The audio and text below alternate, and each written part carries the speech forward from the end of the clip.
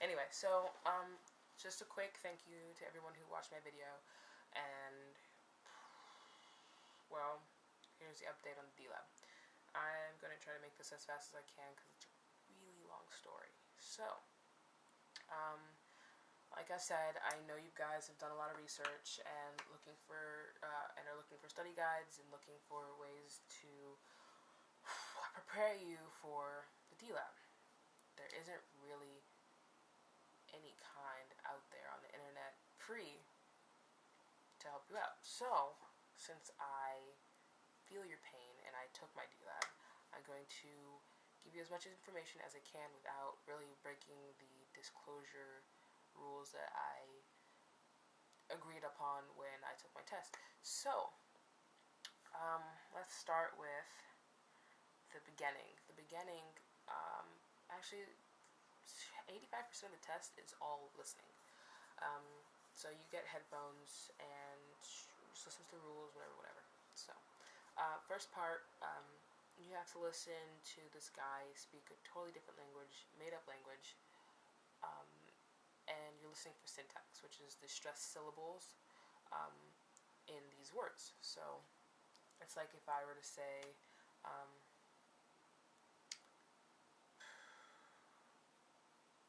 hobknocker, okay? Don't ask me why. Hobknocker. Okay, so, I mean, he obviously says different words, but to you it sounds like mumble jumble, but you're looking for just the stress syllable. You're looking for where the stress syllable is different in these four words. So it's like if I were to say hobknocker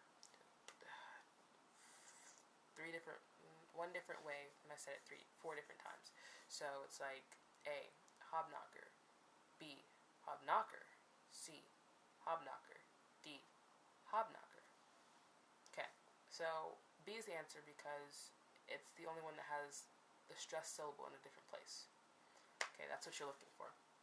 So you do that quite a bit until you start getting flustered and you think you're answering things wrong because they start switching up and the words get longer and it's like, oh my god, shoot me in the face. Okay. The second part, they start giving you rules about this language that you're going to be translating English into. It's totally made up. It's actually, I don't even know how to explain it, but they're English words. So if you can understand rules and put them together easily, these next like three parts they're easy. It was easy for me. So so they give you the rules that the, and, and a, those articles don't exist in this language, and that the noun precedes the adjective, meaning the noun comes before the adjective. So instead of it being a purple van, it'd be van purple. Okay, and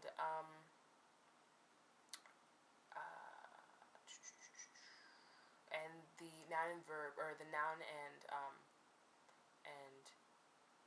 adjective have the same vowel sound at the end. So, like I said, van purple would become either like vano purplo or van a purple a, van e purple e, whatever, you get the point. Okay, so you do that a couple of times.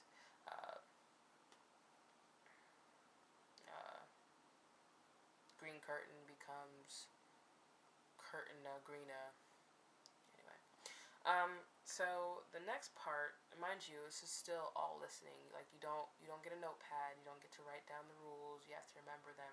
Well, I mean, it has like a little hidden button at the near the bottom where like you can have the rules set up for you to see them while you're doing it. But it just takes time. It's a time test.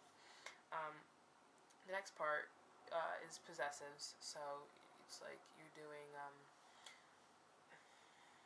like the girl's brother. Okay. Translated into this language that you're learning would be brothera or brotheru. So the possessor adds an E sound. It's an I, but it's an E sound at the end.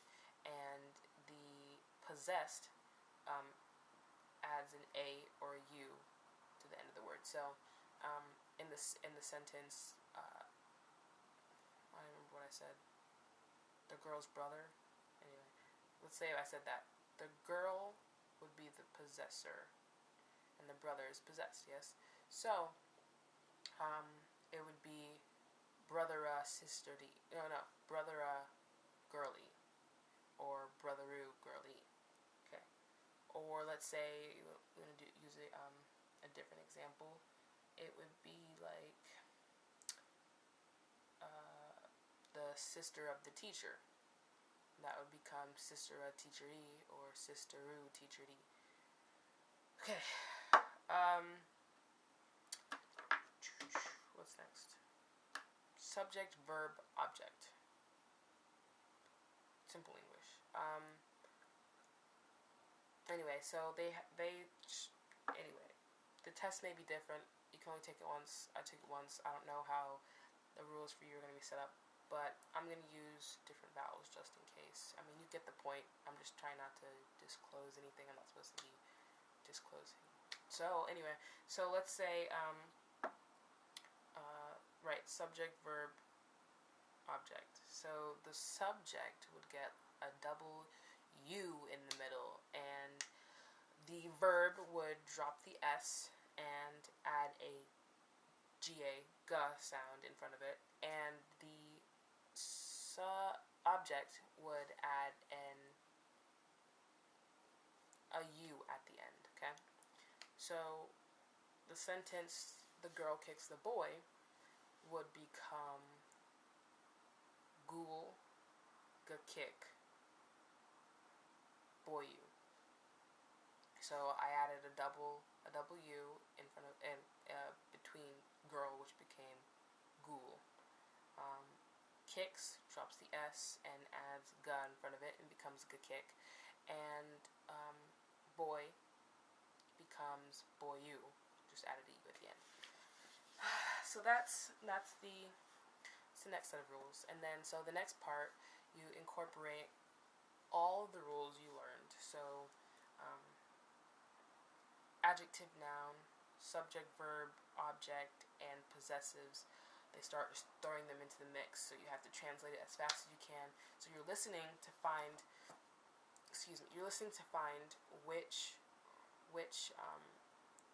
letter, because they list off letters, which letter is the proper conjugation / translation of the word, because it doesn't matter what order they come in. It all depends on if everything's conjugated properly. And they'll try to trick you, so you have to listen, because sometimes they'll have like 3 out of 4 correct, right? But they'll say like kicks instead of kick. They didn't drop off the S, so you gotta watch for that tricky stuff. And like I said, you can only listen to the audio once. So anyway, the last part, the part that made me want to like rip my eyeballs out and like die, was the visual. Oh my god! So everything you learn out the window, and it's a whole nother different language. The words are totally made up. Some of the spelling is like not even a word, and you have to. You're given like 6 pictures at the top. Like these 3 right here are simple, and then these 3 over here are a combination of these 3 over here, and you have 3 pictures going down the side that you have to translate into this language. Anyway, so you have 4 possible answers next to each picture down the side, and you have to figure out what the answer is based on the 6 pictures that you were given up at the top. Some of them are really weird. Anyway, the example I remember, well, it was a question, but I'm gonna give it to you an example because it's the best one I can remember. It's the only one I can remember. So anyway, you have the first picture was of a skull. The second picture was of a donkey, and the third picture was of a duck. So the skull, under the skull, it said Jingwa. The donkey was Junga, and the duck was Zwink. Okay. The next three over here, the first one was a picture of a donkey-headed man, like in Shakespeare's A Midsummer's Night's Tale, Dream, all the two. The second picture was of a confused / dumb-looking man, so I assumed, it was a jackass. And the third picture was of a webbed-footed man. So, anyway, so the first one was Jungwa. The second one was Jinga Jungwa. And the third one was Zinkwa. So, obviously, because most of them had a man or human in them, they ended it with a wa sound, which I assumed meant man, okay? And then Zwink was obviously the duck, and Junga was obviously the donkey. So anyway, the questions, or the pictures down the side, I can only remember them if I go from bottom to top. So the bottom was a swimming woman. So it was like Zwink, some word, and then the middle picture was of a confused looking woman.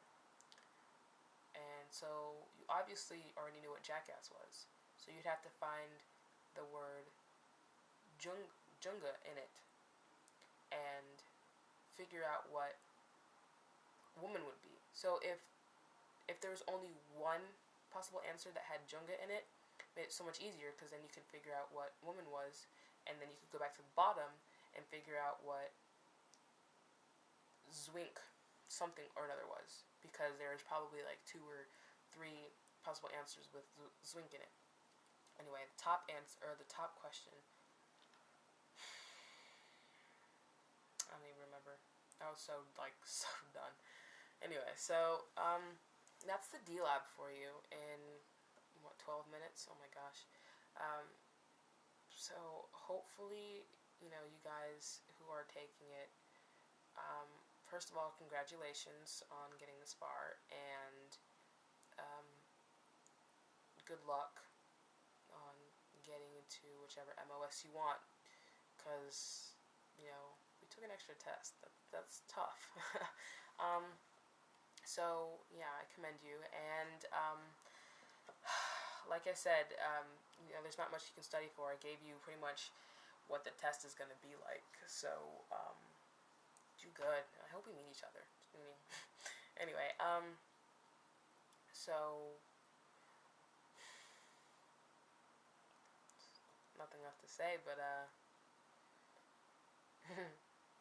oorah, you know what I mean? Anyway, tomorrow we have this thing we're doing. Anyway, I'll post another video letting you guys know, because I like this vlog stuff. Anyway, if you're going to bed, good night. If you're seeing this during the day, what's up? Send me a letter, add me on Facebook, add me on Instagram. Anyway, bye guys, I'll see you later.